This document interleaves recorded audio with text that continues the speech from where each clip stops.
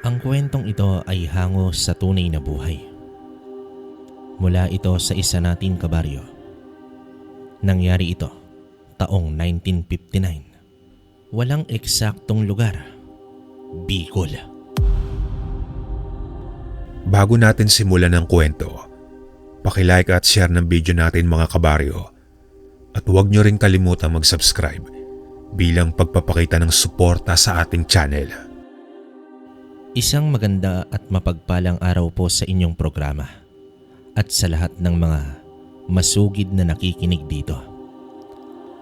Nahikayat ako ng aking anak na isa rin sa mga masugid niyong tagapakinig. Gusto ko rin sanang ibahagi ang kwento ko sa inyo noong mga kabataan ko. Noon kasi sa aming baryo ay kilala bilang isa sa malakas na antingero ang aking ama na si Katuning. Lahat na yata ng uri ng mga anting-anting ay nasa kanyang pangangalaga. Sa murang edad ko na 10 taon ay palagi akong isinasama ng aking ama sa kanyang mga lakad na merong kinalaman sa mga kababalaghan at engkanto. Kaya naman maliit pa lamang ako ay namulat na ako sa katotohanan na hindi lamang tayong mga tao ang naninirahan dito sa mundo. Ako nga pala si Kulas. Sa kasalukuyan kabaryo ay 70 taong gulang na ako at ang kwentong ibabahagi ko ay nangyari naman 60 taon na ang nakakaraan. Masaya naman kaming naninirahan ng aking mga magulang sa isang malayong baryo na sakop ng probinsya ng Bicol. Ang aking tatay Tuning ay mahilig dumayo sa ibang karatig baryo upang mangalap ng iba pang anting-anting na maaari daw magamit bilang sandata at proteksyon naming mag-anak laban sa mga masasamang elemento. Ngunit sa lahat ng anting na meron ang aking ama, ang pinaka nagustuhan kong bigay niya ay ang anting-anting na nakakonsagra sa kanyang leeg. Ito ay 2 piraso ng kuko ng nakatuhog sa isang kulay pulang sinulid na siyang nagsisilbing tali upang maging kwintas. Itay, saan po ba galing ang kuko na yan? Yang nakakwintas sa inyo? Maaari po bang akin na lamang yan? Pagtatanong ko naman sa kanya. Alam mo anak, hindi basta-basta ang bagay na ito. Isa rin itong anting-anting na nakapagbibigay ng gabay ng proteksyon sa atin laban sa iba't ibang uri ng kapahamakan. At oo naman, maaari kong ibigay ito sa iyo pagdating ng tamang panahon. Tugon naman dito ng aking ama. Anting din po pala ang isang yan. Kailan naman po ang panahon na yon, tay? Tanong ko naman sa kanya. Basta malapit na anak. Unti-unti ko na rin nararamdaman na gusto na ng anting-anting na ito ng bagong tagapangalaga. May ilang mga bagay at ritual lamang ako na kailangan pang gawin upang matagumpay na maisalin sa iyo ang pangangalaga sa agimat.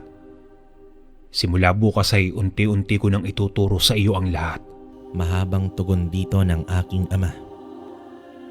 Sige po itay, maghihintay po ako hanggang sa dumating ang araw na yon. Ngayon pa lamang po ay nasasabik na akong mapasakin ang anting-anting na yan. Sagot ko naman sa kanya. Pero bago iyon, kailangan mo munang matutunan ang ilang mga bagay upang maging karapat-dapat na tagapangalaga ng anting-anting na ito. Kailangan mo rin tanggapin ang ilang kakaibang gawain ng isang tagapangalaga. Wika dito ng aking ama. Sa sinabing yun ni tatay, ay naisip ko ano kayang kakaibang gawain ang kanyang tinutukoy. Hanggang sa naalala ko, meron nga pala akong kakaibang napansin kay tatay. Habang lumalaki ako't nagkakaisip, bagay na nag-iwan sa akin ng malaking palaisipan. Kahit minsan sa aking buhay, Hindi ko nakitang naligo si tatay.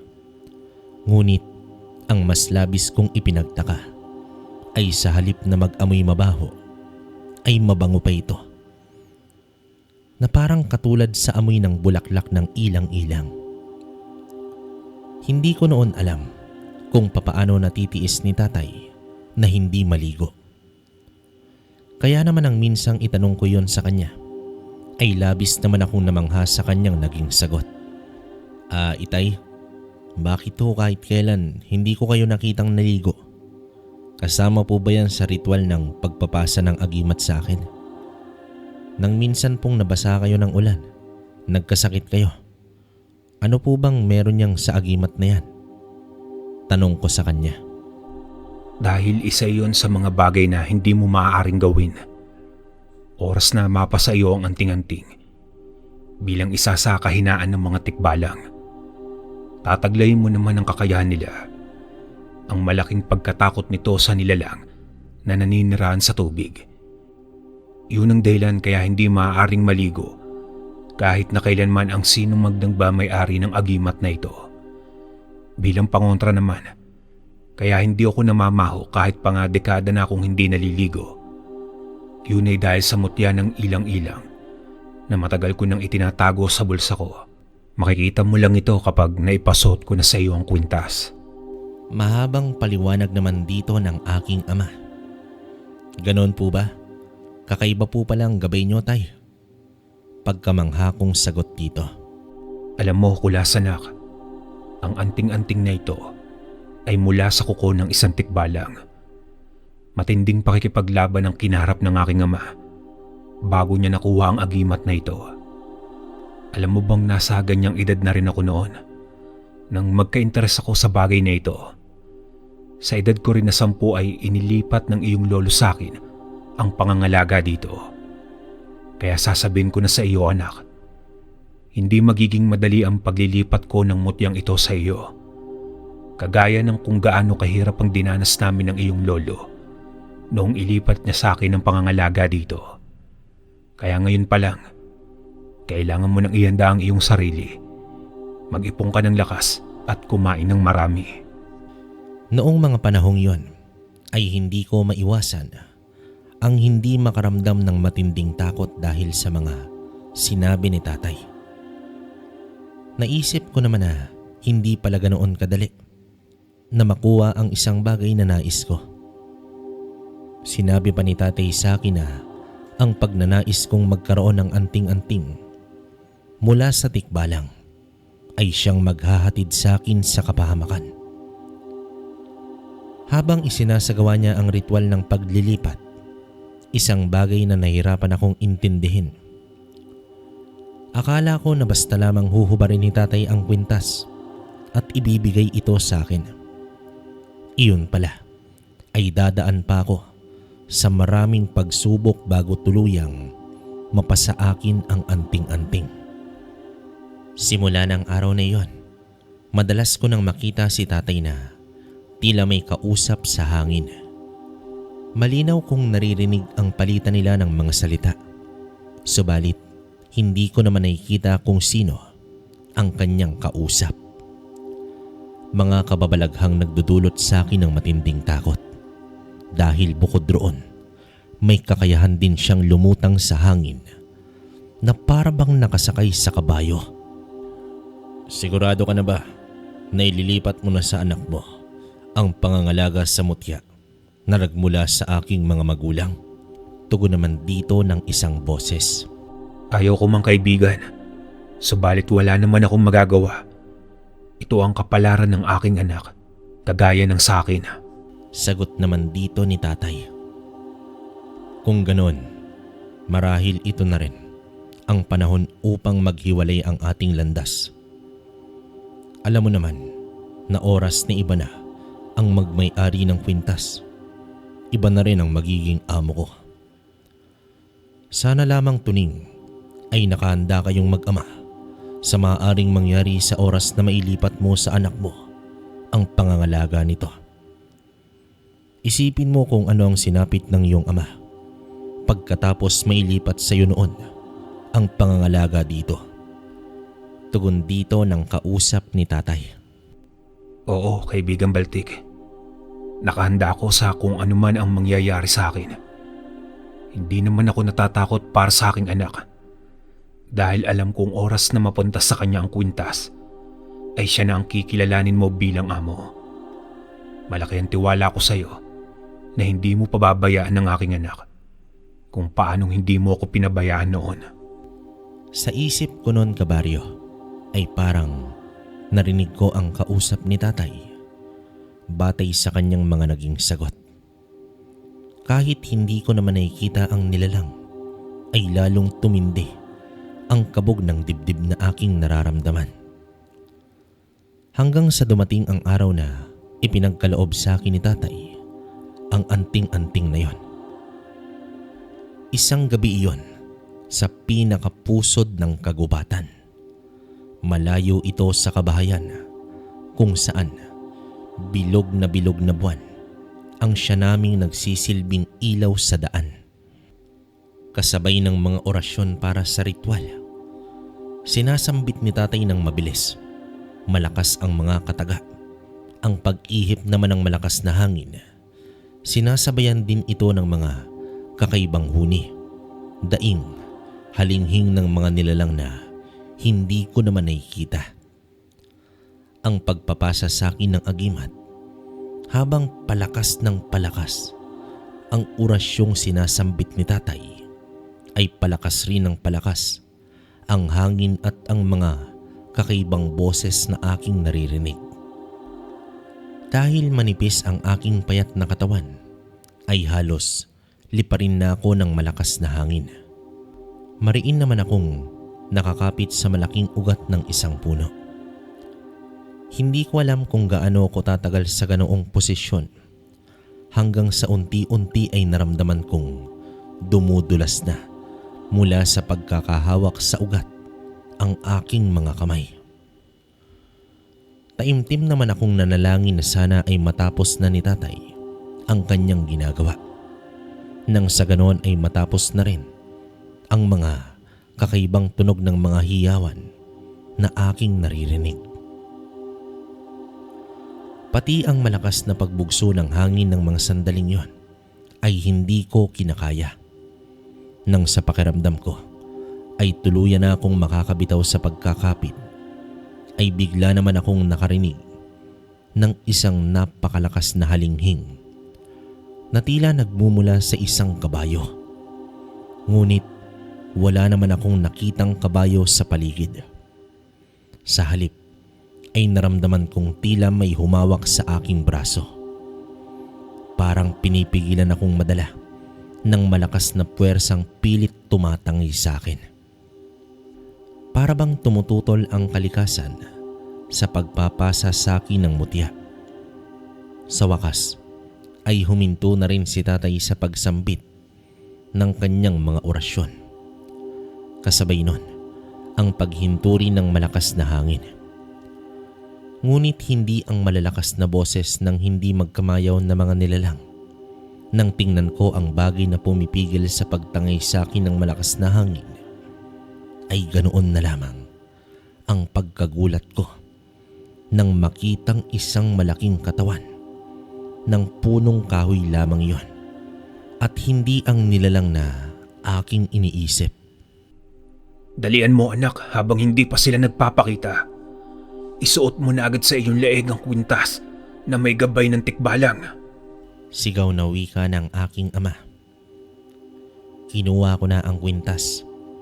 Kahit naguguluhan, ay nagmamadali akong isinuot iyon sa aking leeg. Pagkasuot ko sa agimat, ay bigla naman akong nakaramdam ng kakaibang lakas ng katawan. Para na akong lumulutang sa hangin. Nakita ko ang pagsilay ng ngiti sa labi ni tatay. Ngunit sa kanyang muka ay mababakas ang hindi mawaring lungkot. Maya-maya pa ay bigla naman akong nakaramdam ng hindi maipaliwanag na pagdaloy ng tila kuryente sa aking buong katawan. Nagkikisay na napabagsak naman ako sa lupa.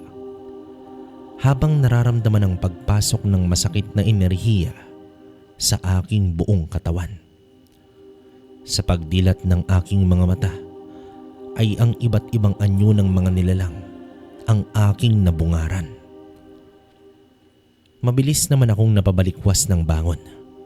Ganoon na lamang ang takot na nararamdaman ko nang makita ang mga nilalang na hindi mukhang tao, kundi mga itsura sa kwento ko lang na naiisip dahil sa iba't ibang anyo ng mga nilalang na nasa aking harapan. May mga kulay puti, itim, mababalasik ang muka at meron din namang maaliwalas. Napasiksik naman ako sa isang puno nang makitang unti-unti silang kumikilos papalapit sa akin. Nang bigla ay sumulpot sa aking harapan ang nakangiting mukha ng aking ama. Nagsalita pa ito habang nakalahad ang kanyang mga palad. Magaling anak. Sa wakas ay ikaw na ang bagong tagapangalaga ng anting-anting mula sa mga tikbalang. Halika na anak, umuwi na tayo. Dahil naman sa sinabi ni tatay, ay nabawasan ang takot na aking nadarama mula sa mga nilalang na nakapaligid sa amin. Mabilis kong inabot ang nakalahad niyang palad at humanda ng sumama sa kanya sa pag-uwi. Ganoon na lamang ang pagkamangha ng aking nadama, ang makitang isa-isang nagsisipagtabi ang mga nilalang upang bigyan kami ng daan. Tila Panginoon na yumukod at nagbigay daan sila sa amin ni tatay.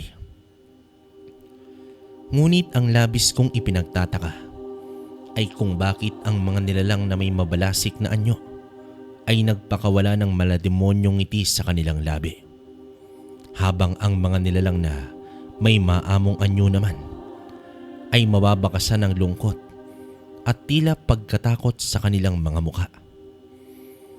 Naguguluhang napatingin ako sa aking ama. Isang matamis at makaulugang ngiti ang kanyang itinugon sa akin. Tay, bakit po ganon ang itsura ng mga yon? Bakit meron silang mahaba at matutulis na mga tenga? Mahaba rin ang mga buhok, maging yung kuko nila. Saka bakit po magkaiba sila ng mga kulay? Merong itim at kulay puti. Tanong ko naman sa aking ama. Bago pa man makasagot si tatay, ay narinig ko na ang isang pamilyar na tunog. Halinghing ng isang kabayo.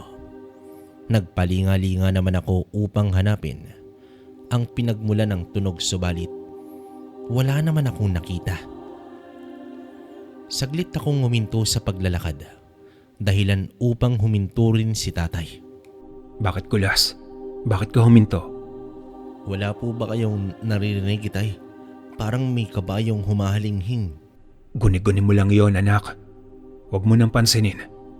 Halika na, magpatuloy na tayo sa paglalakad. Sa huling sinabi ni tatay ay agad akong napabitiw ng hawak sa kanyang mga kamay. Bagay na sobra niyang ipinagtakang napasulyap sa akin. Lumayo ka sa akin. Hindi ka ang tatay tuning ko. Sino ka? Ano bang sinasabi mo? Ako ito, Kulas, ang iyong ama. Sinungaling ka. Alam kong hindi ka ang tatay ko. Dahil kahit kailan, hindi niya pa ako nagawang tawagin sa tunay kong pangalan. Bukod doon, hindi ka rin amoy ilang-ilang na katulad ng amoy ng tunay kong ama. Hindi ko akalain na hindi pala madaling linlangin ng isang paslit na katulad mo. Matalino kang bata. Yun nga lang huli na bago mo natuklasan na isang impostor ang iyong kasama. Kasabay naman ang nakakabinging pagtawa ay ang pagpapalit nito ng anyo. Mula sa wangis na kamukha ni tatay ay agad itong naging isang itim na matangkad na nilalang. Meron itong mahabang tenga. Nakausli din sa mahaba nitong nguso ang nangingintab na talim ng kanyang mga pangil. Ganoon din ang matutulis nitong kuko na nakaumang, nakahanda ng ihampas sa akin. Ngunit bago pa man iyon tuluyang lumapat sa aking katawan, ay nakaramdam ako ng pagdaan ng isang malakas na hangin sa aming harapan. Dahilan upang tumilapon at mapalayo kami sa isa't isa. Sa aking pagtayo ay muli kong nakita ang mga maiitim na nilalang na nakapalibot sa nagpapanggap kong ama. Mas lalong naging mabalasik ang anyo ng mga ito. Sabay-sabay na sumugod papalapit sa akin ang mga mababalasik na nilalang.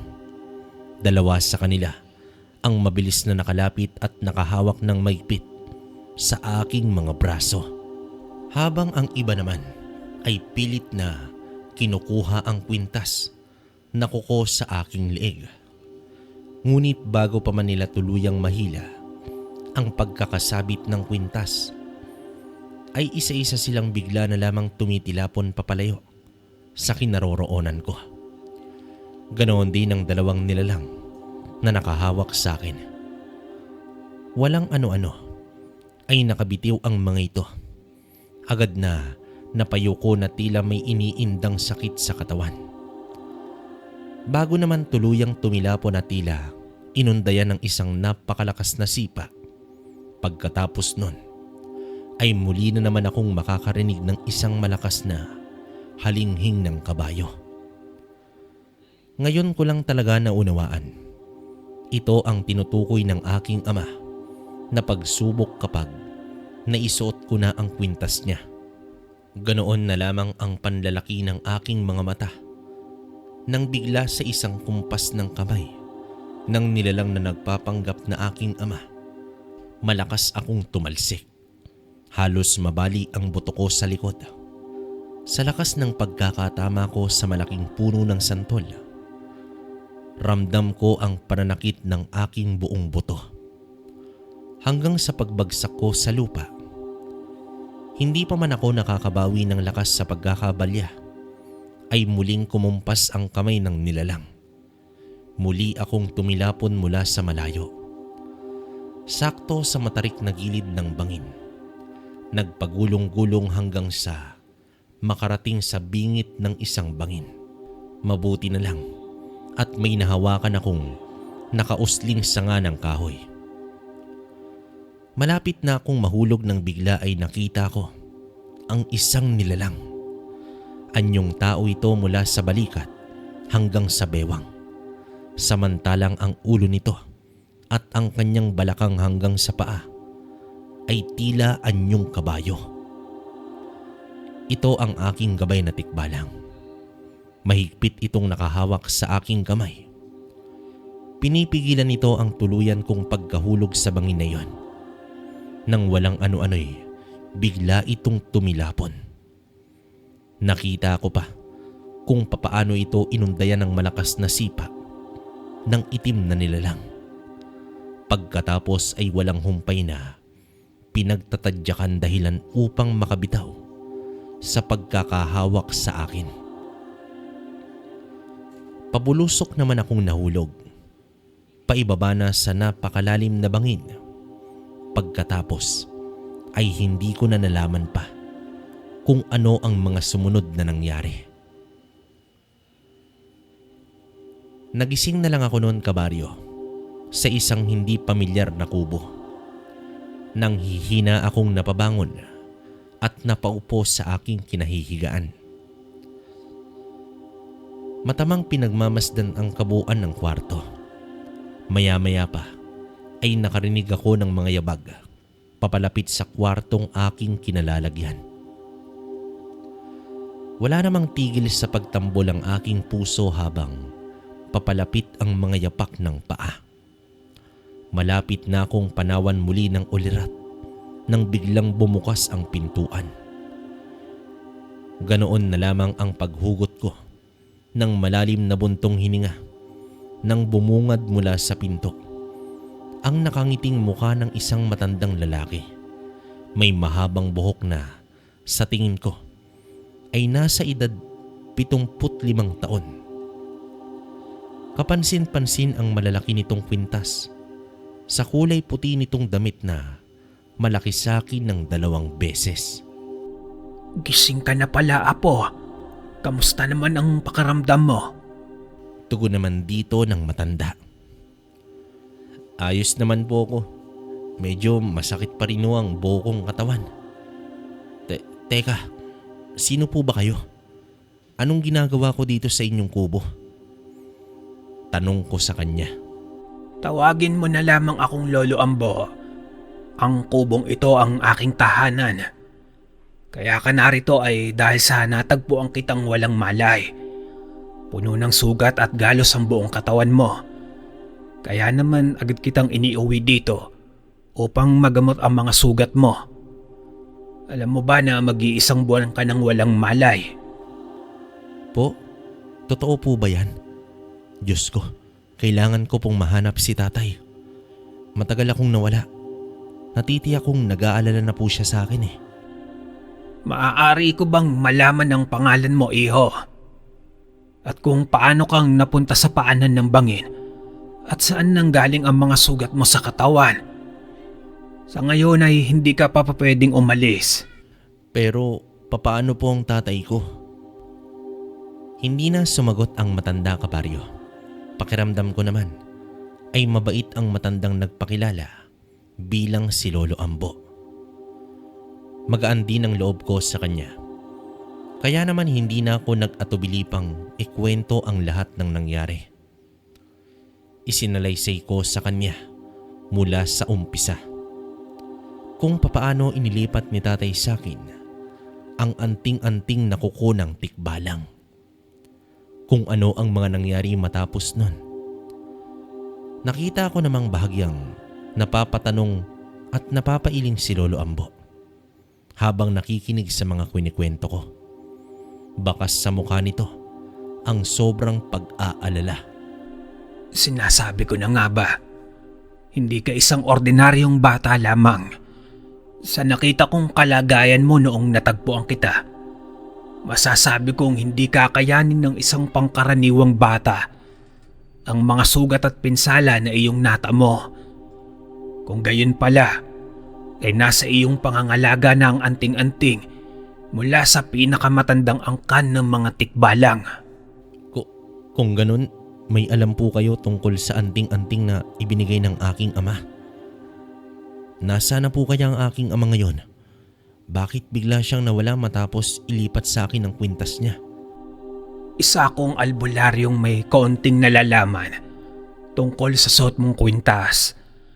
Tulad din ng kwento mo tungkol sa iyong ama, ay may mga pinangangalagaan rin akong mga mutya. At masasabi kong ang anting-anting na nasa iyong leeg ay isa sa mga pinakamalakas na kapangyarihang may pambihirang kakayahang taglay. Maraming magnanais na makuha ito, hindi lamang ng mga tao, kundi maging ng mga masasamang engkanto. Tanging ang gabay mong tikbalang lamang ang makapagsasabi kung nasaan at kung ano na ang nangyari sa iyong ama. Kung ganoon po ang nakasagupang pilit na umaagaw sa anting-anting sa akin, yun po ba yung mga masasamang engkanto? Oo, iho. Ngunit ang ipinagtataka ko lamang ay kung ano ang ginawa ng tikbalang na siyang magiging gabay ng bagong tagapangalaga ng anting-anting. Bakit lubha kang nasugatan? Hindi ka ba tinulungan ng iyong gabay? Gabay po na tikbalang? Oo, iho. Iyong nilalang na may anyo ng kalahating tao at kalahating kabayo. Kung ikaw ang bagong tagapangalaga ng mutya, nararapat lamang na ikaw na ngayon ang kilalanin bilang bagong amo ng tikbalang na gumagabay dito. Kung ganun po pala, yung tikbalang na gabay kong tumutulong at paulit-ulit na pumipigil sa mga masasamang engkanto para maagaw sa akin tong anting-anting. Alam niyo po kasi, kakatwang tumitilapon sa malayong mga yon pag nagtatangka silang kumuha ng agimat. Pagkatapos bigla akong nakakarinig ng mga halinghing ng isang kabayo. Marahil yun ang tikbalang na aking gabay. Hindi ko po agad nakita ang kanyang anyo. Nakita ko lamang siya nung nahuhulog na ako sa bangin. Nakita ko kung papaano siya binugbog habang walang humpay na inuundayan ng tadyak. Kinalmot at suntok ng pinuno ng masamang nilalang na yon. Kaya lang natalo po siya eh. Papaano ako lalaban? Kung ganon ay hindi ka naman pala pinabayaan ng iyong gabay. Pero yamang nasa iyo na ang anting-anting ng tikbalang. Kailangan mong matutuhan kung paano makipaglaban sa masasamang engkanto na nagnanais umagaw sa iyo nito. Gamit naman ang mga kakayahan at kapangyarihan na ipinagkaloob ko sa iyo, hanapin mo ang iyong ama. Sinabi pa ni Lolo Ambo na dahil nasa aking pangangalaga na ang anting-anting na kuko ng tikbalang, ay tataglayin ko mano ang lakas at kakayahan ng isang kabayo. Kasing bilis ng kabayo at tumalo ng napakataas. Magkakaroon din daw ng ibayong lakas ang aking maliit na mga kamay at paa. Kahit sa edad na 10 ay kakayanin ko umanong makipaglaban para talunin ang masasamang nilalang sa tulong ng kapangyarihan na ipinagkaloob sa akin ng kwintas. Mula nga noon, kabaryo, ay tinuruan ako ni Lolo Ambo ng tamang pakikipaglaban. Hindi lamang yon, itinuro din niya sa akin kung papaano tawagin ang aking gabay.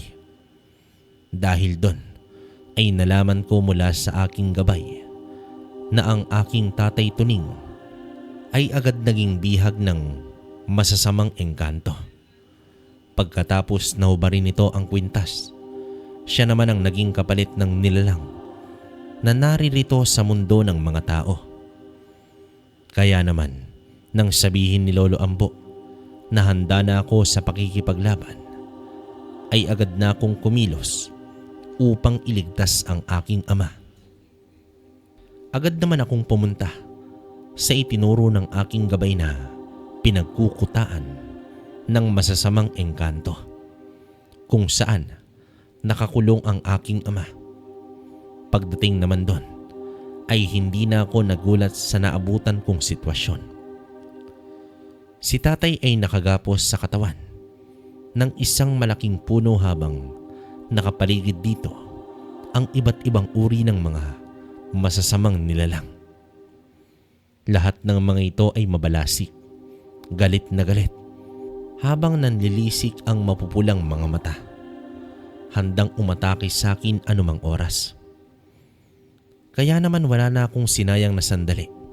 Gamit ang taglay na lakas na mabilis ng isang tikbalang, ay patakbo naman akong sumugod patungo sa mga nilalang na yan.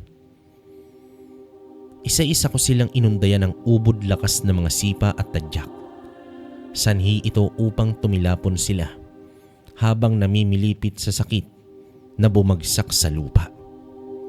Nang makita kong hirap silang makabangon, sinamantala ko ang pagkakataon. Bago sila bumawi ng kanilang lakas, ay mabilis kong tinungo ang pinagkakagapusan ni tatay at agad ko itong kinalagan. Isang mahigpit na yakap ni tatay ang tuluyang nagpalaglag sa mga luha ko. Nakita ko ring halos mamasa sa luha niya ang kanyang mga mata. Maraming salamat sa pagliligtas mo sa akin, anak. Hindi nga ako nagkamali sa iyo. Nagawa mong higitan ang mga bagay na aking nagawa noon. Nang inilipat sa akin ng iyong lolo ang anting-anting, buong akala ko ay matutulad ako sa aking ama na hindi ko nagawang iligtas noon. Hanggang ngayon hindi ko alam kung buhay pa ba siya o patay na. Huwag muna tayong magdiwang, tay. Hindi ko pa tuluyang natatalo ang pinuno ng masamang engkanto. Hindi pa po tayo tuluyang ligtas dito. Ngunit salit mong iyan, anak. Wala ka pang laban sa engkantong iyon. Pero huwag kang mag-alala. Sa oras na muling mapunta sa akin ang anting-anting, ay magagawa kong kalabanin ang pinuno nila. Sa gayon ay tuluyan na tayong magiging ligtas at makakauwi na tayo sa iyong ina. Sige po, itay. Ibinabalik ko na po sa inyo ang anting-anting. Matapos ko namang hubarin sa pagkakasuot ang anting sa aking leeg, ay mabilis na hinablot kagad ito sa akin ng aking ama. Pagkatapos ay tila baliw na tumatawa ito habang tumatalon sa sobrang tuwa. Nakakaloko ang mga ngiti nito nang bumaling ito sa akin. Isa ka talagang malaking uto-uto na bata ka. Kung sa bagay, ano nga ba naman ang mapapala sa isang musmos na batang katulad mo? Kung noong una agad mong nalaman ang aking panlilinlang, sa pagkakataong ito ay nakakasiguro na ako sa aking tagumpay. Masdan ninyo mga kasama, nasa akin ng mga kamay ang pinakamimiti nating anting-anting, ang bagay na magbibigay ng kalayaan sa ating lahat. Matapos nun, bigla ay nakita kong agad na bumangon mula sa pagkakalugmok ang mga masasamang engkanto na nakalaban ko. Katakatakang bigla-bigla ay nawala ang sakit na iniinda ng mga ito mula sa mga tinamong pinsala sa akin. Kung ganun, palabas lamang pala ang lahat. Maganda ang ginawa ninyong panlilinlang sa akin. Sa sobrang ganda ng ginawa niyong pag-arte, hindi niyo nakita kung papaano ko kayo nalinlang din. Bakas naman ang pagtataka sa kanilang mga mukha nang tumingin sa akin. Nakakunot noo pa ang kanilang pinuno na nagbalik na sa kanyang tunay na itsura. Nagpalipat-lipat ang tingin nito sa akin at sa anting na kanyang hawak. Pagkatapos ay nanlilisik na ang mga matang muling ibinalik sa akin ang tingin. Sa nakita kong itsura ng mukha ng mga ito, ay hindi ko napigilan ang hindi mapatawa. Bakit ganyan kayo makatingin? Marahil nalaman ninyo na peke ang anting-anting na hawak nyo.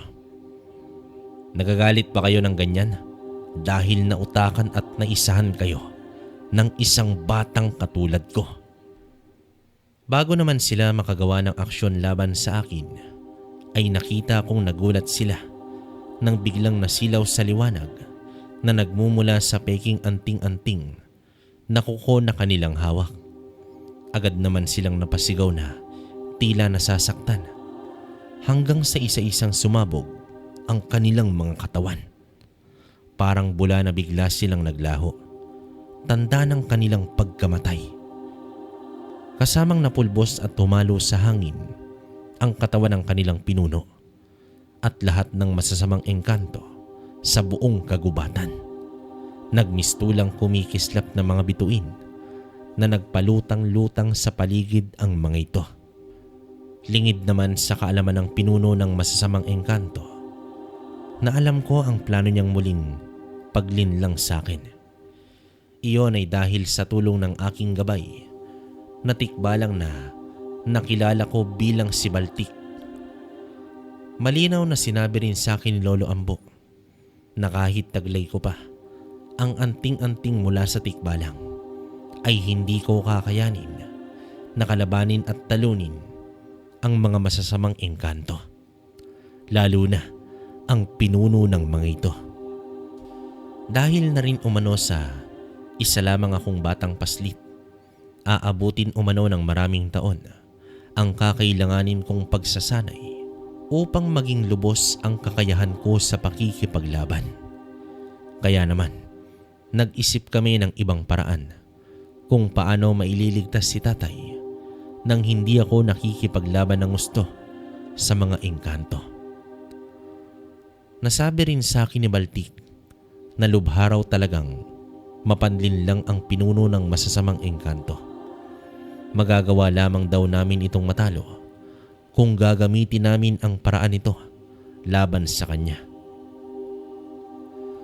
Sa tulong ng mutya na hawak ni Lolo Ambo, na kung tawagin ay ang mutya ng tagabulag, ay nagawa naming lokohin at ibigay ito sa kanya bilang peking anting-anting ng tikbalang.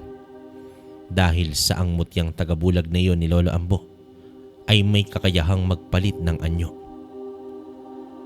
Nagagawa nitong baguhin ang anyo at gawing katulad ng iniisip ng nilalang na may hawak dito. Sa pagkakataong iyon, akala ng masamang engkanto na nagtagumpay siyang linlangin ako sa muling paggaya nito sa anyo ng aking ama. At sa pag-aakalang nakuha niya nang walang kahirap-hirap sa akin, ang mutyang inakala niyang anting-anting na kuko ng tikbalang ay hindi nila agad nalaman ang malaking panganib na idudulot sa kanila ng mutyang iyon. Ang malakas na liwanag sa mutyang tagabulag ang naging sanhi ng walang kalaban-laban nilang kamatayan. Dahil ang mutyang iyon ay nagmula sa isang bulalakaw na bumagsak sa lupa, maraming taon na ang nakalipas. Magaling kulas, dahil sa taglay mong lakas ng loob, sa kabila ng mura mong edad, ay nagawa mong tapatan ang mapanlinlang na pinuno ng masasamang engkanto. Nagawa mo ring may ligtas ang iyong ama mula sa pagkabihag nila dito. Hindi lang yon, dahil sa hindi ka nagpakita ng kahinaan at buong puso mong tinanggap ang iyong kapalaran. Bilang bagong tagapangalaga ng anting-anting na yan, ay malaya mo na akong matatawag, makikita at makakausap anong oras mo man gustuhin. Simula nga ng araw na yon, ay hindi ko na lamang naging gabay ang tikbalang na si Baltik. Naging matalik ko rin itong kaibigan. Madalas kaming magkasama habang nag-e-ensayo at nagpapalakas ng aming mga katawan. Nang sa gayon, kapag dumating ang araw na kailangan na naming makipaglaban, ay handa na kaming dalawa. Magagawa na naming matalo ang kalaban sa pisikal man o utakan na labanan kapag nakikipag-usap ako sa aking gabay dahil napagkakamalan akong may sira sa ulo. Matapos din naming mailigtas si ama ng araw na iyon, ay nalaman ko mula sa kanila na si Lolo Ambu pala ang ama ni tatay na matagal nang nawala at naging bihag ng mga engkantong yon.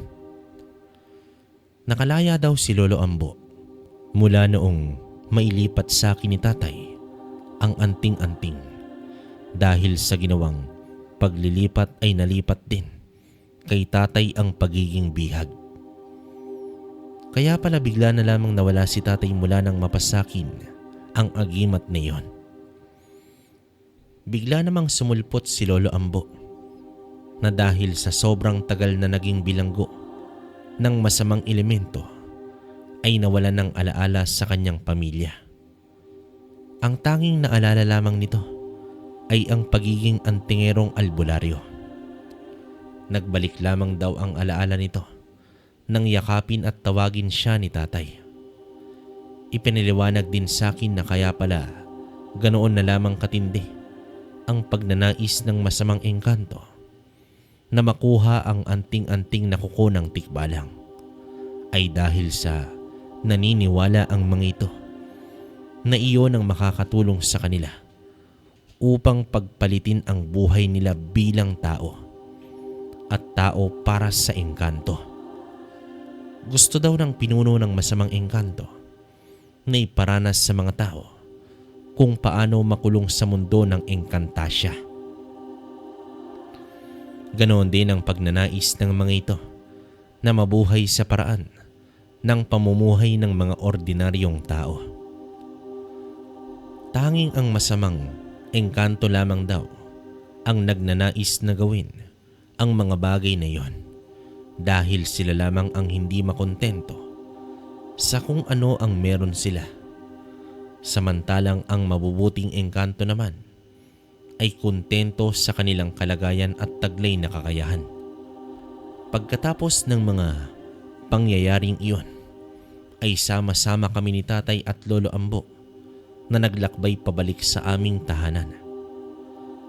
Pagdating sa bahay, ay masaya ngunit lumuluhang mukha ni nanay ang aming nakita.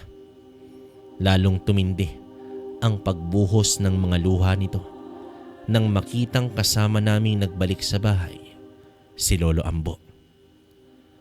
Sa tanang buhay daw niya ay noon lamang niya nakilala ang ama ng kanyang asawa. Matagal pang nabuhay at nakapiling namin si Lolo Ambo. Sa katunayan, mas marami pa ang naituro ni Lolo sa akin kaysa kay tatay. Dahil doon, malaki ang naging pasasalamat ko sa pagkakaligtas ng aking ama at kay itay. Kung hindi sa kanyang mga paggabay sa akin ay malamang sa hindi na ako umabot sa ganitong edad ko ngayon. Hindi ko na rin nagawa sanang maibahagi sa inyo ang kwento kong ito. Sa kasalukuyan, kabaryo, ay masaya akong naninirahan sa isang baryo. Kapiling naman ang pinakamamahal kong asawa at nag-iisang anak na babae. Nasa proseso na rin ako ng paglilipat ng anting-anting na kuko ng tikbalang sa aking nag-iisang anak. Ito ang unang pagkakataon na mapupunta ang pangangalaga ng anting-anting sa isang babaeng tagapagmana. Kung ano man ang maging resulta nito, alam ko naman na hindi siya pababayaan ni Baltik. Kagaya ng kung papaano niya akong inalagaan at hindi pinabayaan noon. Kabaryo, salamat. Lagi akong nakikinig sa inyo. Ngayon na ilahad ko na ang kwento ko. Hanggang dito na lang at nagpapasalamat. Kulas. Okay, so hanggang dito na lang yung kwento ni Kulas, mga kabaryo. What's up? Kamusta ang lahat? Siguro marami nagtaka kung bakit nawawala tayo ng ilang kwento sa dulo ng kwento natin. Medyo sobrang abala tayo ngayon kasi may ginagawa tayong pero makakatulong din naman sa atin yun. May inaayos lang tayong konting mga, alam nyo na, syempre, di ba? So, yon. Salamat pa rin sa patuloy na sumusuporta. Nga pala, meron tayong TikTok, no? Pwede nyo rin kaming bisitahin doon, kabaryo. Isa rin yun sa ginawa ko doon. Search nyo lang Kwentong Baryo. Yun lang, kahit konting follow lang. Okay na yun. Saka, plano ko na rin kasing may gagawin sana tayong mga vlog sa susunod. Pero ayusin ko pa. Sa ngayon, hindi pa muna kasi alam nyo naman na nakatutok tayo rito.